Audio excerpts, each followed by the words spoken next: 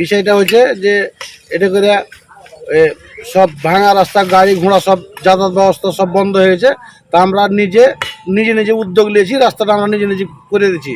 আমরা সরকারের কাছে আবেদন জানাই যে এই রাস্তাটা অতি সত্বর হওয়ার আমাদের দরকার আছে। ভাই, এটা হচ্ছে আপনার সরকারি রাস্তা। আমরা এই রাস্তা দিয়ে প্রতিনিয়ত চলাচল করতেছি। আমাদের গাড়ি ঘোড়ার জনগণের খুবই সমস্যা হচ্ছে, গাড়ি ঘোড়া আকাম হচ্ছে, আমরা চলাচল করতে পারতেছি না। বিধায় সরকারের কাছে আমাদের এই রাস্তাটি সংস্কারের জন্য জরুরি দাবি করতেছি।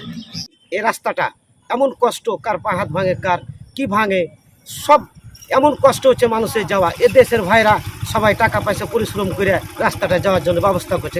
কোনো সরকার এই রাস্তাটার উপর তালিকা মারছে না। আমাদের ইউনিয়নের চেয়ারম্যান সাহেবেরা, এমপি সাহেবরা কেউ তালিকা রাখছে না। শুধুই যেন মানুষ পা হাত ভাঙা মরে এই ব্যবস্থা করছে। মানে এই রাস্তাটাতে গাড়ি একদম চলে না। আপনার রাস্তায় গেলে গাড়ি বসে যায়, মানুষ উল্টে যায়। অনেক সময় গাড়ি বসে যায় এই জায়গায়। অনেক মানে বিভিন্ন ধরনের সমস্যা এই জায়গা, এখানে গাড়ি মোটি চলে না। তো আমরা চাই যে তাড়াতাড়ি রাস্তাটা যেন একদম দ্রুত হয়ে যায় কাজটা। এখানে এমন অবস্থায় কি মানুষের সাংঘাতিক অবস্থায়, কয়েকদিন আগে এখানে ট্রলি পুঁতে গেছিল। আমাদের এই রাস্তাটা গোবরাতলা থেকে শুরু করে এখানে পাহাড়পুর, ফুলবাড়ি, এটা মেন রোড। অনেক মোটামুটি 50,000 লোকের এখানে এই রাস্তা দিয়ে চলাচল। খুবই গুরুত্বপূর্ণ রাস্তা এবং এই রাস্তাটা দীর্ঘদিন যাবৎ অকার্যকর হয়ে পড়ে আছে। বলতে গেলে মানুষের এক প্রকার খুবই বিপদগ্রস্ত।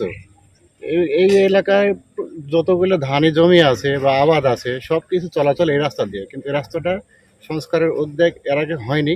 আমরা চাই যে রাস্তাটা দ্রুত সংস্কার হোক, কিন্তু আমাদের এখানকার এলাকার কিছু উদ্যোগী ভাই তারা নিজ উদ্যোগে রাস্তাটা সংস্কার করতে